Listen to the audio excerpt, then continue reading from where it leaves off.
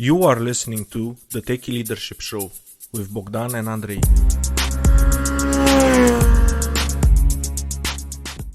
Hello people and welcome to another episode of the Techie Leadership Show. Today we are recording live in the offices of Mad Apes Yash in the sunny city of Yash. Together with me we have the fabulous Vlad Durnea. He's the founder and CEO of Mad Apes, a JavaScript consultancy with expertise in cracking tough, complex business problems in innovative ways, banking on his over 22 years of software development experience to make millions for his clients. Back in 2013, he started Romania's first JavaScript user group. He's been helping organize events and connecting people around Yash.js since then. He frequently speaks at conferences about JavaScript and architecture. Vlad spends his weekends buying more cars than he needs and spends quality time with his family.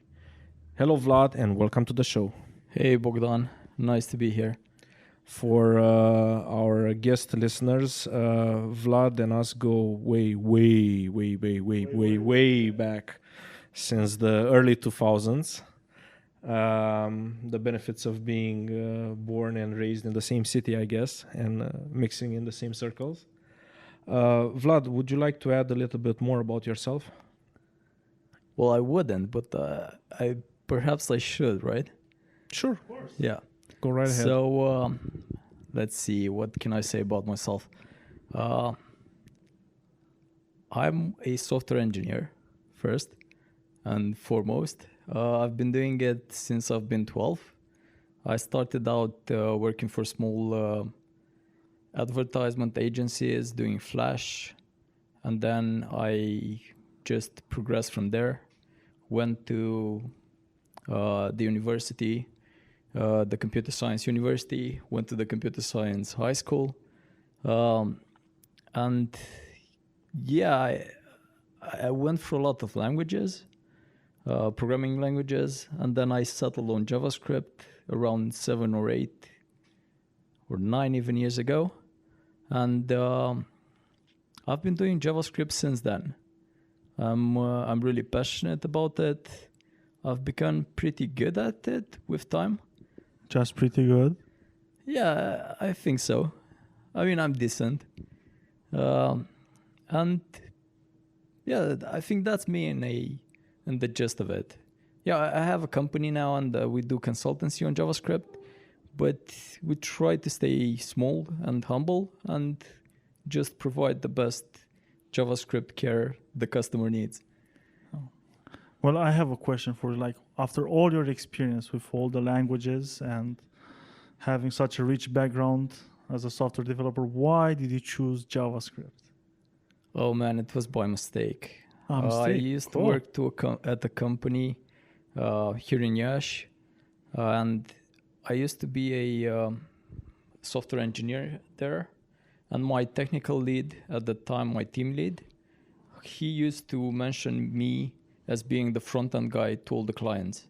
They had a front-end question or something like that. And it was because I knew CSS. It had nothing to do with JavaScript. I was really bad at JavaScript at the time. So, yeah, I had to learn JavaScript because I couldn't be, what about JavaScript, guy? And I would be, I don't know JavaScript. I just know CSS. So with time, I learned JavaScript and I got good at it. I think in a year, I started the user group. I started it mostly with a friend from Amazon, mostly because we wanted to just spread JavaScript a bit more in the city. There were no JavaScript jobs at the time. JavaScript wasn't considered a language, programming language. Yeah, for some guys like you, Backhand Ruby a-holes, it isn't, yeah. But no, and we wanted just to have jobs so we could get hired on JavaScript because I was working as a .NET developer by then. Okay. So yeah, it was an opportunity for us to spread the language we liked. Great idea. What can I say? And managing like a user group, it takes one style of leadership, and at the same time, I know you manage lots of teams.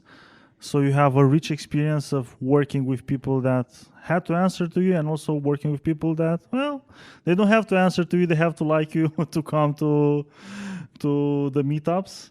So I'm really curious about your stories on leadership.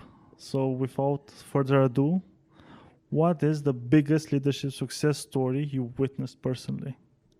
Well, before that, I just want to underline that running a user group or a community is totally different than running a team. Yeah, They're for two sure. different monsters. I mean, yeah, it's when you run a community, nobody has to say anything to you because they don't need to take responsibility about what they do. So yeah, you just want, I don't know, you hope that people will do what they say they do. Okay, since you opened like this door, like Yeah. what would be some tips, some leadership tips on how to grow a community and have people show up and enjoy and spread the word about the community? Oh, I have no clue how I did that, by the way. It just grew by itself. I mean, just be honest about that. Okay. I think that's the best tip. Just be honest, just be human. Understand that people will not be able to do the stuff that they say they will be doing because of time, because of family, because of work. And understand that this is just something on the side for people. Okay, so don't take it personally if people don't show up, say they're going to come, Yeah. they will not come. Speakers say they're going to come and do a presentation, and they say like Yeah, exactly. 1 hour before, say I'm not coming. You better have something else lined up. Yeah, and if you remember, that actually happened once when you came, Oh, and yeah. I did the presentation instead of them. So yeah, that happens a lot, and you can't get mad about it. Yeah. You shouldn't get mad about it when you're working with someone as well. Exactly. Just keep it normal, keep it casual, and be as human as possible. From my point of view, I think it makes you as a leader go more with the flow and accept the fact that stuff will happen and it's not always perfect, but okay, just roll with it and see where you can get with it. Yeah, and coming to that, I can tell you a horror story about that. But Okay, go. You said we're going to talk about the success story first. Let's start with the failure story then. So yeah, it's about me. It's about me when I was around 26. I used to work for a huge Dutch group. I won't say what it's called, but it was 5,000 plus people employed. I used to run one of their teams in Yash, and I had a brilliant guy come through an internship. I actually was the guy that hired him for the internship. And I was completely different back then. I used to be a lot more intense. I used to be a lot more unforgiving of people when they made mistakes. Young and full of vim and vigor. Yeah, something like that, yeah. A venom, did you say? Vim and vigor. I would say venom first. But yeah, it was pretty, I was intense, let's say. And I was intense to the point that I alienated that guy. And I didn't want to do that, but I had so much work. I was running a team of almost 13 people at that time. It grew even larger than that. And I didn't have not only the time, I didn't set aside the time that person needed from me. And it's something that people should always take into account. Just if you're in a leadership position, set time for everyone in your team and try to engage with them as often as possible.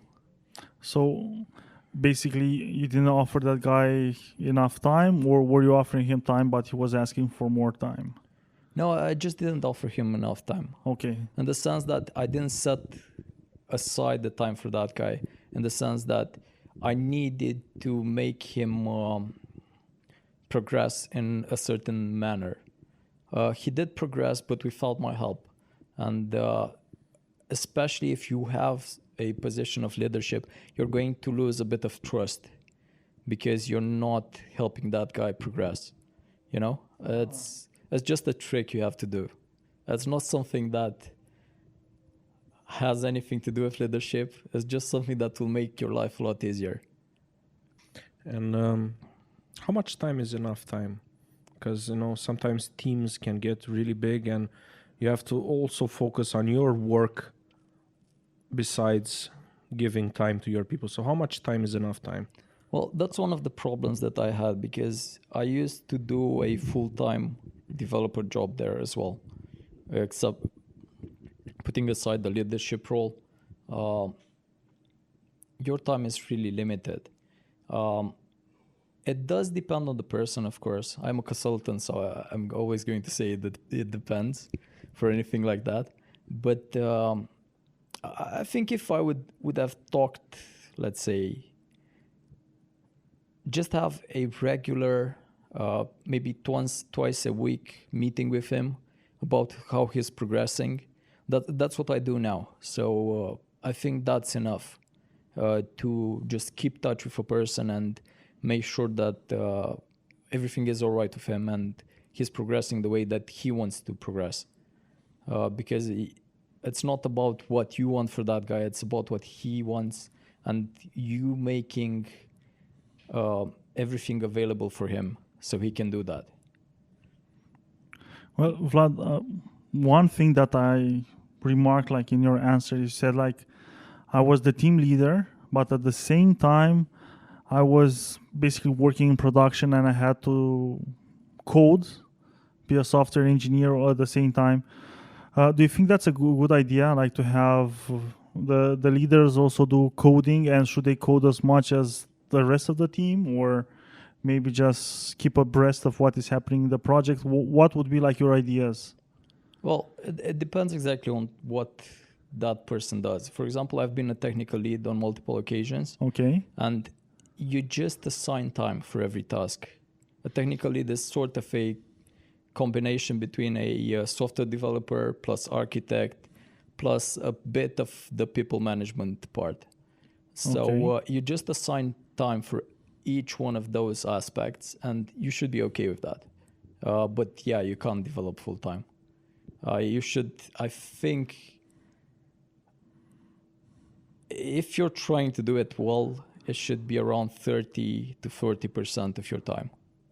Because there's a huge team, you should support them. They're going to develop a lot more than you, because that's the only thing they're doing.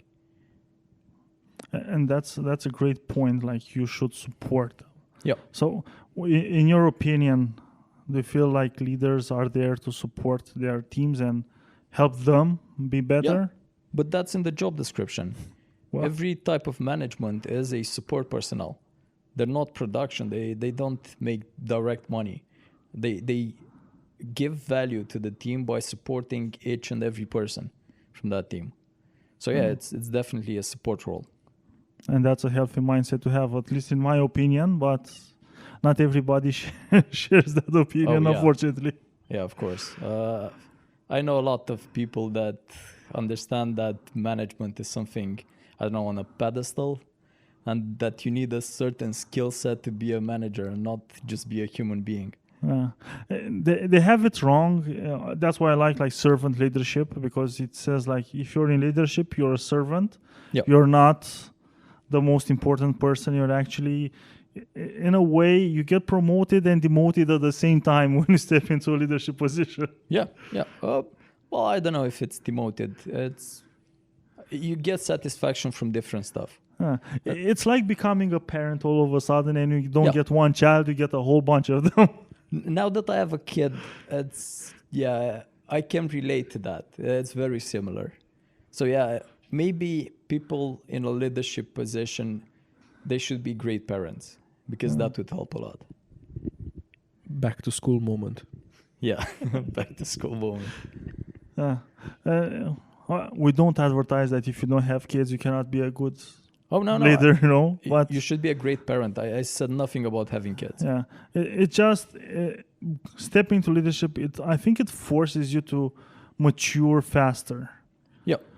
So it's like a catalyst. It accelerates, and if you're not ready for the journey, you're not going to enjoy it. Not going to enjoy it a lot. Yeah, it can be very painful. There are no prerequisites other than having an open mind, I guess, because first time parents know nothing about parenting. That's why they're first time parents. Same thing with first time leaders. Yeah, exactly. Nothing wrong with that. Yeah.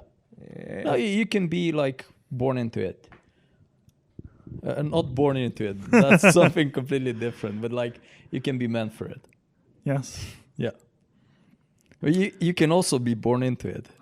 as well. That's true. It depends if your daddy has the company or not. And it's a good idea. Look, if Or your your mom. parents have like a successful company, go working in it and have several positions. You get lots of real experience. We've done that. It's hell. You should never work for your parents. Well, it is, but you also get to grow.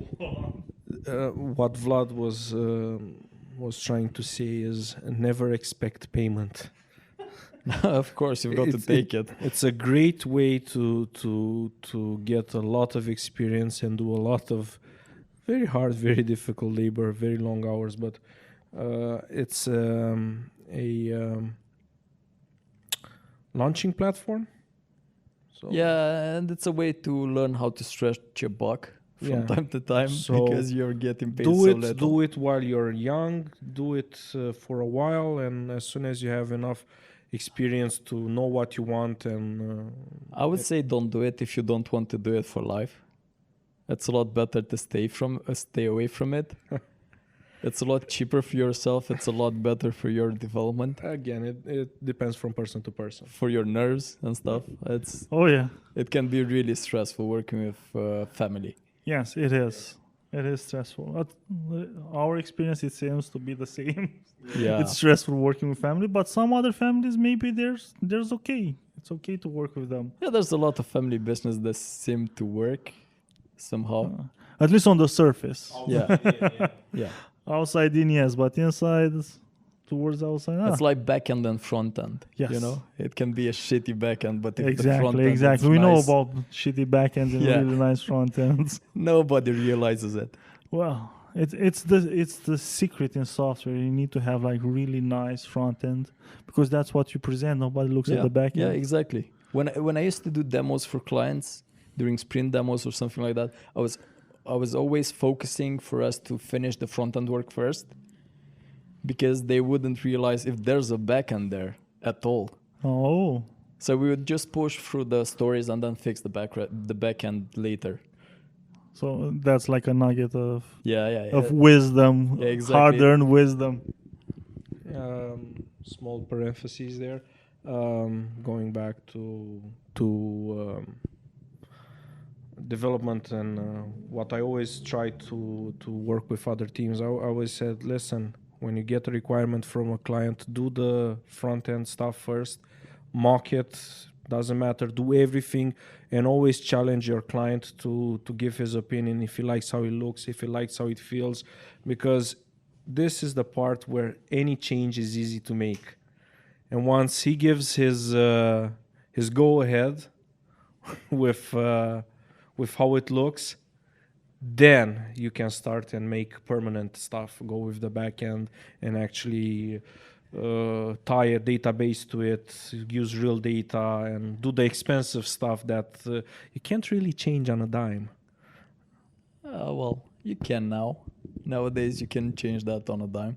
But what you should think about as well is don't get too much input from the client, because the client will always change their minds because they're not the guys developing it. So you've got to do it on a fixed interval. So, in my opinion, that's why I think it's good to be able to show them, because a lot of time clients don't know what they want, but once they see it, they know exactly if they want that or not and how do they want it changed. Yeah. This is exactly what I was saying. I wasn't talking about input. I was talking about feedback. Yeah. Because, clients are humans, and a lot of people, they know for sure what they don't want.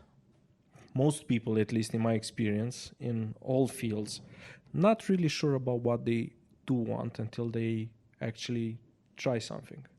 Yeah, but you always have to think about the fact that the time you spend on something, there has to be a finality to it. You can't just all right, I've started working on something, and then I get some feedback from the client, and he tells you that you're on the wrong path, and then you rewrite that thing. It can very easily get untracked. And if you don't track stuff, you lose money. The client loses money and you lose money as well. Paid by the hour. Even if you're paid by the hour, you've got to understand where those hours go. So that's really important. It's really important because you have to, let's say, satisfy a condition of satisfaction from the client. And the way you get that is by just keeping track of things and explaining as plainly and as easily to your client where that time has gone, where that money has gone. And doesn't like the same mentality also apply like when leading your team inside the company? Yeah, of course. You've got to keep track of everything, because if you keep track of everything, it's easier to talk to people. It's easier to explain. It's easier to find. And for example, if there's something that isn't going well, okay, if you have no metrics on that, some people, I'm not saying that anybody in this okay. room, but some people might go and say that, I don't know, it's John's fault or Jack's. And it's usually not. It's usually something in between. There's a mistake in the process. There's something wrong there, or there's a miscommunication error. And that's why you want to keep track of everything. And you want to not overly track, because that gets really annoying.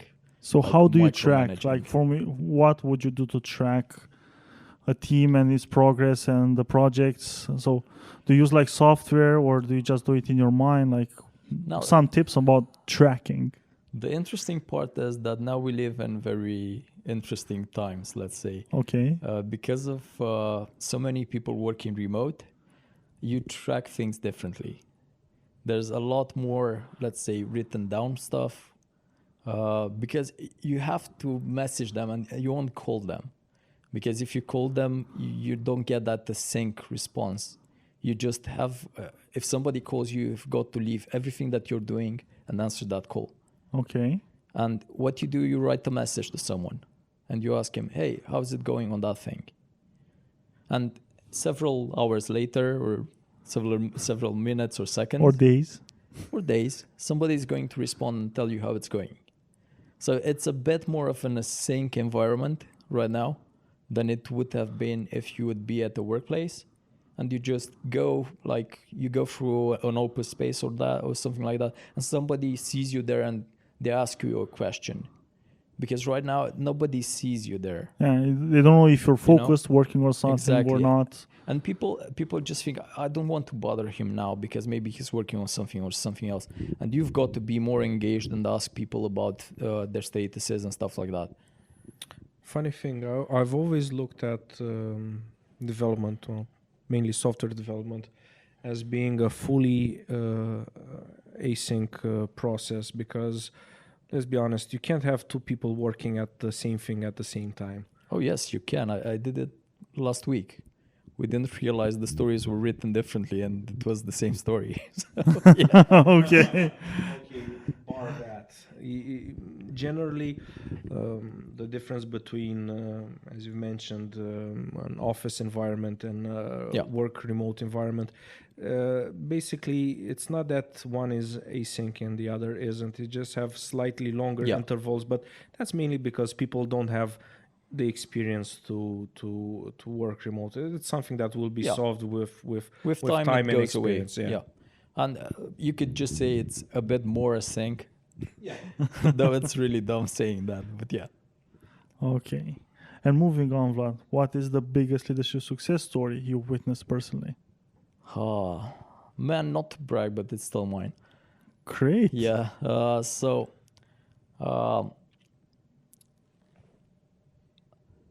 Let me put it this way. It's my progression through my leadership roles. Okay. It's going from the intense person that I've been to going to a really a person that cares a lot more about how the people in the team are progressing than the way he is progressing. A bit less egotistical, Well, that sounds really good. let's say. Yeah. Because you've got to put ego aside, and you get a lot more done with that. For example, I remember how intense it was to deliver something to a client, and we used to say something like, "Work hard, play hard," Okay. and we would work even overtime, and then we would go and party the night away. Okay. At some point in my life, and now it doesn't feel like that anymore. We get a lot more done just working normally and setting limits. So what changed? I think it's experience. Okay. I think everybody is going to tell you something like, I don't know, oh, we found Scrum, or we found something that helps us. No, it's experience. Scrum it's been here without that name, without the branding, without the strict process for a long time. People have been doing it. I've done it at the company long before we ever heard of Scrum. But it was slightly different. It wasn't Scrum. But yeah, it just got easier with time, because you get an intuition about how much you should ask a person to do. You have to set, and you've got to, how should I put this? You've got to feel for the other person, to understand what he's going through, and to understand that that can be your case as well, and to know that that can be your case as well. It's if somebody has, I don't know, some distraction, I'm pretty sure, like 99% sure, that you're going to have a similar distraction at some point in time. So don't judge that person now, and just go with the flow, see what you can fix. Retrospection is a huge part of building a good product. Having, like, if you run Scrum, having that retrospective session at the end, you should never miss that. You get a lot of feedback about the way the team works from that, and I really, that's the one that I would never miss. I could miss a grooming session, because maybe you don't need anything to groom in the backlog. Maybe a daily, you can always write it. You don't need to have a stand-up. Especially now, it's really redundant. But it is the only time in the day when you can see the other person, because you do a video call. And that helps you psychologically. But yeah, it's my own experience. That's the success story. Going from a really ill-prepared person for leadership into somebody that is quite okay with it. And yeah.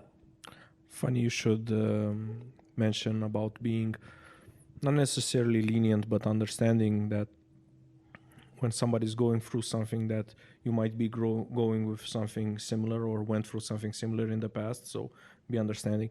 Another guest, I think it was Joanna, but I'm not exactly sure. She mentioned she had a horrible night with her young child. He was crying all night. She was late to work. She got dressed. She had to pick up the child. The child, well, didn't really much liked what he ate, so he gave it back. Had to change, go back to work, be late, and then somebody on her team was late, didn't deliver on time for, I think, one day, didn't deliver something, a project. She asked him why, and he said, I had some difficulties with my kid. He didn't sleep. He threw fits, and then he gave me back his dinner. And she said, I don't know why, but I went off on him. There's no excuse, and blah blah blah, and a lot of people have children, and how dare you use your family matters to? And she made him feel really small. And then a couple of days later, she thought about it, said, that's not normal. I had the same crappy day as he had, So I should be more understanding. It's not fair, you know. Be open to if people have problems. The only problem is if they're the only person that has problems always, never delivers. You know, to be the kind of person that always wants to be understood but never understands. The trick that I use now is, if you think you need to act right now for something, just take a couple of minutes, maybe 2, maybe 5 minutes, and think about that. Think about the thing that you wanted to say, and then say it after 3 or 5 minutes, and then see if it's the same thing. Because I was really impulsive in my younger years, and right now I try not to be, because I want to have those spare minutes to understand what would happen if I had the same experience as that guy. I think she had that abrupt response because of what happened with her kid. But again, if she would have realized, let's say, some signs of what she was going to say, and just held off for 2 or 3 minutes, I think she wouldn't have said that. So yeah, that's something that I do.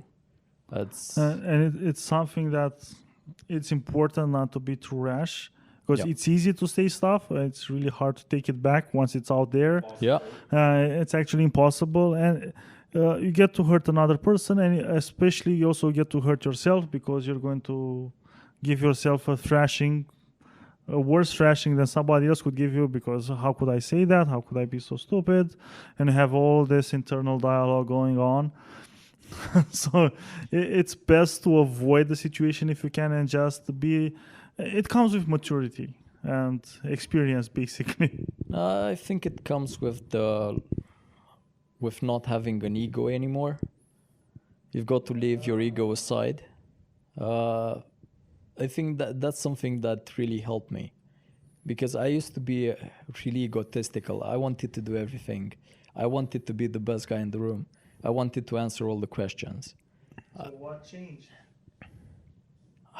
It's experience and time. It's understanding that you don't have to be that guy to get the recognition that you need to get to do the politics. And food for thought regarding what Andrei said about not being able to take things back, and then it's just going on repeat over and over in your mind. This is some good advice, especially for people who work in retail. You will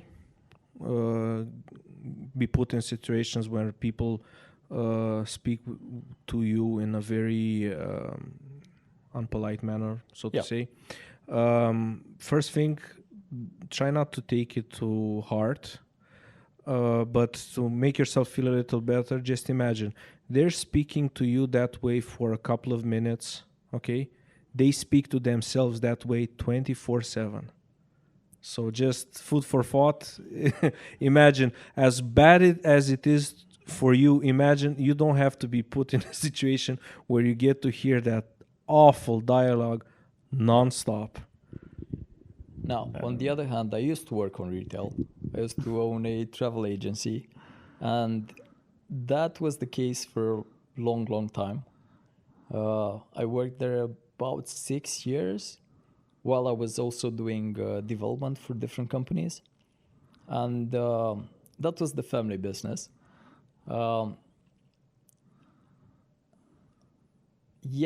Retail is different.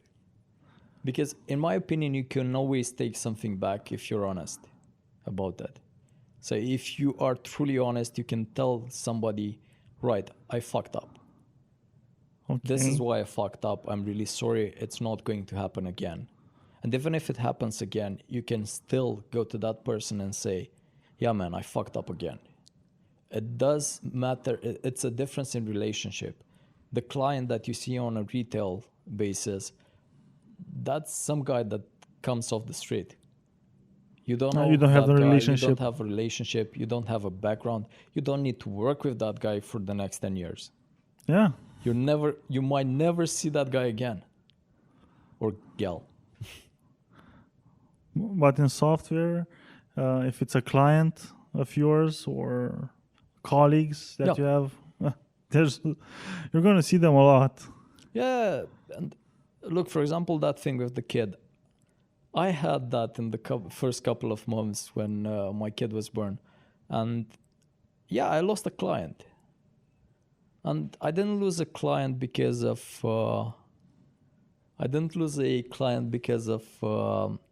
let's say, the thing that the client thought. The client thought that I wasn't working for him, or that I was taking on another client. Okay.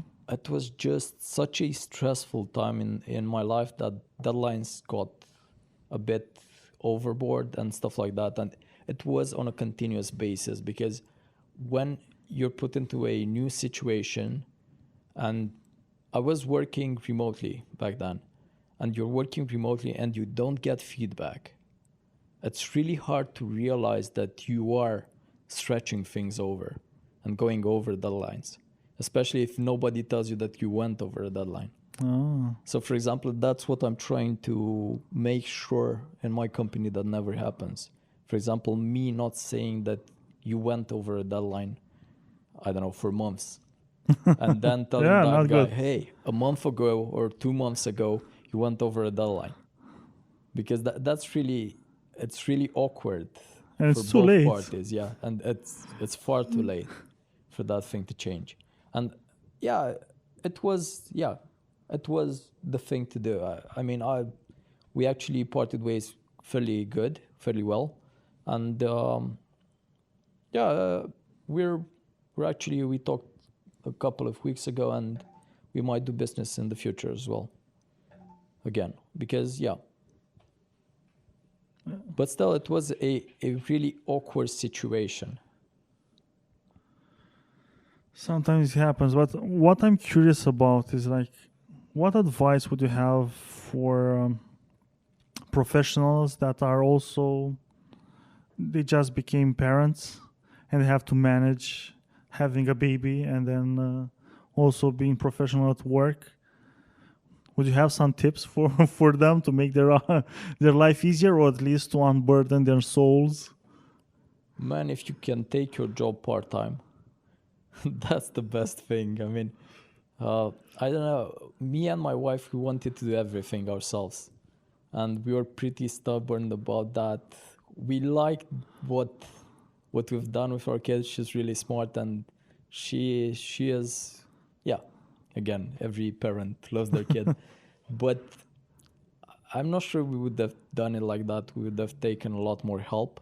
Yeah, that's one thing. Take as much help as you can from anyone.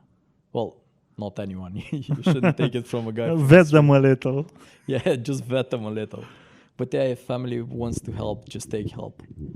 You'll need it. Well, I guess you should also mention one of the better things of being a citizen and living in Romania is that you can have up to 2 years maternity leave, which is very helpful. Yeah, or paternity leave. Or paternity leave. I think it's a little shorter for men because why not? It's one or the other. But still, it takes two, I think, to raise a child. It takes a village to raise a child. Village. That's why take all the help you can get. It's really hard by yourself because of the repetitive tasks that you have to do. It's really mind-numbing, and especially at first. And yeah, if you can be there for your wife or husband, you should. That's why I'm saying take all the help you can, and if you can reduce your hours, even with the benefits that we've got here, if you can reduce your hours more, do that. It's going to help you have a good relationship with your spouse and your children. Yeah. Yeah. My opinion, so I also have a daughter, is like, if you can take a lot of time to spend with them, especially when they're really young and growing, it's time you're not going to get back ever again. Yeah. So enjoy it as much as you can. You'll get to make more money later on. Yeah, and that applies to a team as well. If you think about that, when you first make that team, if you spend the extra time with the people in the team, you're going to develop a relationship, a lot of a better relationship, and a lot easier. It's going to take you, I don't know, a lot less time to know things about the people in the team. Yes. It's going to take you a lot less time to understand the relationships and the chemistry between the people in the teams. And if you do like small fixes at first, it's going to pay up immensely later. Yeah. And it's also, if you, I think it's a good idea not to focus straight off like, how can I make this team productive? How can I make them provide the return on investment and all this? Spend some time just getting to know them, being human, and then you're going to get your return on investment and productivity levels that you want. Yeah. On the other hand, the client wants to see something big at first. Yeah, and you as a leader have to manage that. Yeah, you've got that complex it's a compromise. relationship. There's always a compromise there because of what you need to deliver at first. So the client gets there's always because the client pays money for the service. They're never 100% satisfied at first. So if you over provide in the first, let's say, sprints, we do use Scrum here, you're going to have a bit more leniency in the meanwhile, because you're going to get into murky waters in any project. And you will be able to explain why that happened. And yeah, if you're going to be able to explain why that happens, you're going to see that the client is never going to be in a negative mood.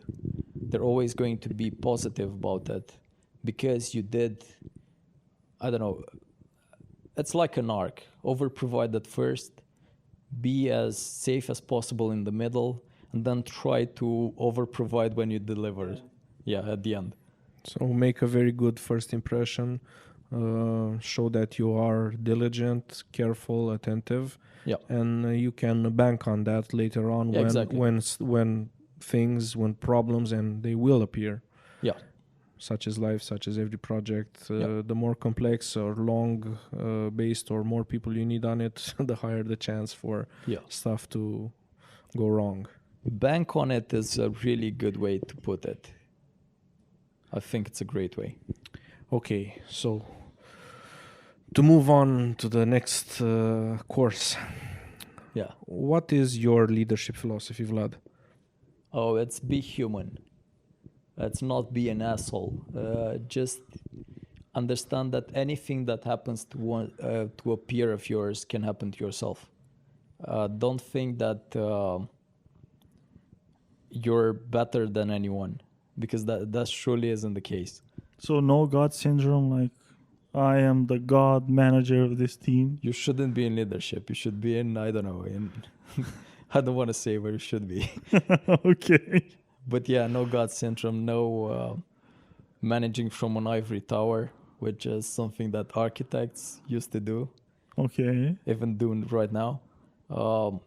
No thinking that any team member is disposable, because it's not. No. Why not even like one that's, you see, it's not providing that much to the team, and maybe some team members are even complaining about that person. Did you make the team?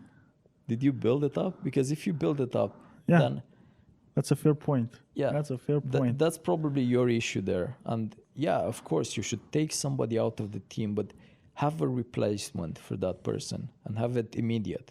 You shouldn't put stress on the team because of some fuck up you did. Sorry about the language, by the way.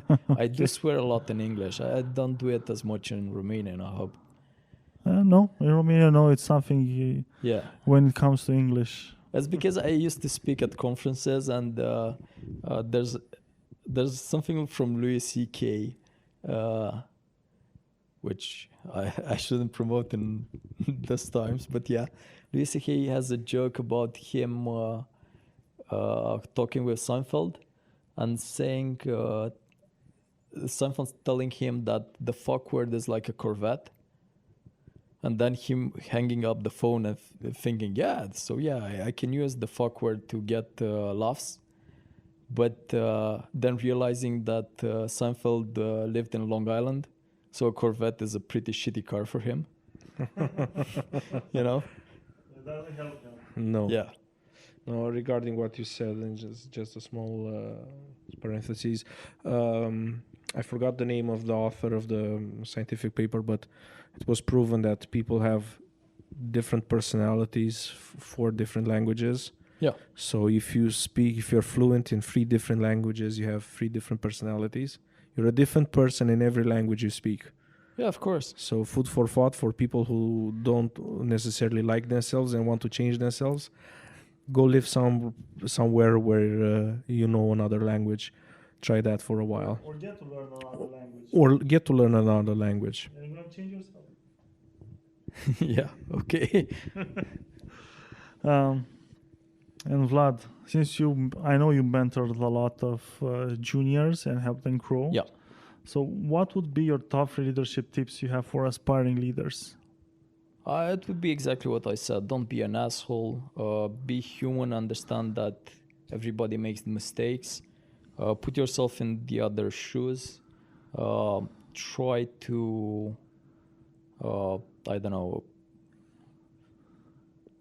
try to set expectations for both the clients and the team as realistic as possible. I think this is something I haven't touched upon, but it's hard to do. How do you do it? How do you set like realistic expectations? What is realistic? Realistic is something that's achievable, let's say. Even if, let's say, you have a really bad day, you can achieve something like that. For example, I tend to overestimate my work because I know in my head I underestimate it. So I just, after I estimate anything, I just do a 2x. And it's usually spot on when I do that 2x. Right before that, it's not spot on because I just did a 2x. And what do you do when you're placed in a situation where the deal is already made, promises were made to the client, and you have to deliver now on some impossible deadlines? Yeah, that's the other part of setting expectations. It's the ongoing process. It's saying, okay, we hopefully can deliver that, but with these exceptions, with these changes. So and stripping it down to something that's more of an MVP. And reopening basically the negotiations with the client. Yeah, you always have to do that. So basically, you just end up telling the client, listen, I understand where you're coming from, but hopefully with good weather and the right amount of rain, we will bear the necessary fruits you require. No, I never say it like that. I'm always downplaying it in the sense that, all right, if I think I can deliver 90% of that, I'm going to try and convince the client that I can deliver 60 and deliver the 90 in the same time frame. Because you've got to think about what the client is paying for. They're paying for an end product. If they're paying for a certain goal, let's say, maybe that goal can be achieved with some changes, some small changes. And the other thing is, people will always benefit from getting more. You can't overestimate constantly, because when you're overestimating, there's a saying that any task will take as long as you have assigned for it. Yeah. But just be in the middle. So basically, always under promise and over deliver. Not always. No, because if you do it, a couple of times, the client is going to be, all right, you're shitty at estimating. You just don't know how to estimate stuff. You know? When it matters, like when I was saying about that arc, at the beginning and at the delivery stage. Okay. That's best. In the middle, you should be as precise as possible. Well, that's a really hefty tip. Yeah. Really sharing your hard-earned knowledge here. I believe that sharing stuff that you learn about is a lot better than not doing it. It doesn't benefit anybody if you're keeping it for yourself. It does benefit somebody else if you're doing it. Yeah. And it only took you 22 years to learn that. And I Yeah. just did it in like 45 minutes. Yeah, something Boom. like that. Okay. Now, and this is definitely my favorite question. Vlad, are you ready to share with us what is the book that had the most profound impact on you? And again, it can be from any field. So there's a book, it's called Smart Cuts. A butcher book. Who is it? No, it's not like Spare Cuts or something like that. Spare ribs. Let me just Google it. I've got my laptop here. Clicker. Yeah, I don't read books, by the way. I listen to them. And So you're an audiobook guy. yeah, it's... Oh, yeah, I should have remembered that. It's from Shane Snow. I don't read books except for technical books, like technical documentation and that. Kind of hard to to have them on an audiobook. Yeah, it's really hard. And I only listen to business books. Unless, and this is another food for thought for people, unless you suffer from insomnia, in which case I highly recommend very technical audiobooks. Yeah. Like the only thing that I've listened to that isn't a technical or a business book is Foundation by Asimov. And that's just because it's brilliant. Really, like I'm a sci-fi guy. So I really love that. But anything else I won't read. It's just, I think of it as a waste of time for the way I'm built. What's the main takeaway from Smart Cuts? So what? Oh, it's the fact that you don't need to achieve 100% to move on. No, you don't? No, you don't. It's the thing that I always remember is everybody in tech knows the DHH. Yes. The Rails guys, especially the Ruby guys. So I don't know if people know, but he's actually a pretty good driver. And I'm a huge car guy. Yes. So yeah, that's the thing that stood with me. And what he did, for example, to go to Le Mans, you've got to go through other stages before that. Yes. And what most drivers do is they go full. They go and win the stage and then they move on after they get the trophy for that stage. And he didn't do that. He got the minimum points to move on. So he got to race in Le Mans in like, I don't know, a fragment of the time that it gets another driver to do it. So because all the other guys want to be the best at each stage. Yeah. And then they move on. And they he forget, did just the minimum. Yeah, and he won Le Mans, by the way. They forget that the goal isn't that stage. The goal is the long goal, which is winning Le Mans. So yeah, the guy, I mean, it's a book about shortcuts in life. And you should always take a shortcut in life if you can. I know it's now I'm going to read the book. Yeah, it's really good, and it's an easy read. I don't like books that are hard to read. I hate them because it's my time, and my time is really important. For example, my most favorite tech book is JavaScript: The Good Parts, because Douglas Crawford describes JavaScript 5, by the way, not the current one. He describes it so completely in 80 pages.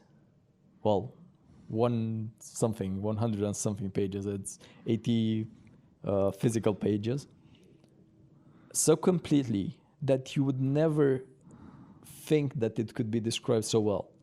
And most of the books on JavaScript from that period, they were 500, at minimum 300 pages. Whoa. they would go to 1,000 plus. And this guy writes everything about the language, which is the thing you should learn, and not, I don't know, APIs and stuff like that. You can read an API and implement it. Describes everything about the language and as little as possible. For me, any type of time saver is a must. So that would be Everything is like a must. shortcut for JavaScript. Yeah, I do believe that's the smart cut for JavaScript. Smart cut for Yeah. JavaScript. That's great, Vlad. Yeah, you should learn the language. Another one is learn the language first, the programming language. This is for any programming language ever. Just learn as much about the programming language, learn how you use it, and then go to frameworks and learn stuff like... What? You don't start with the frameworks and then No. crazy. Yeah, It's a and crazy idea. libraries Who like would React. expect that? You're killing sacred cows, Vlad. Yeah. There's a lot of people making money from doing that, giving consultancies on frameworks and teaching people how to use frameworks. And that's something you should never do. You should learn the language and then learn a framework. And not even learn it, just read the API of it. Use it.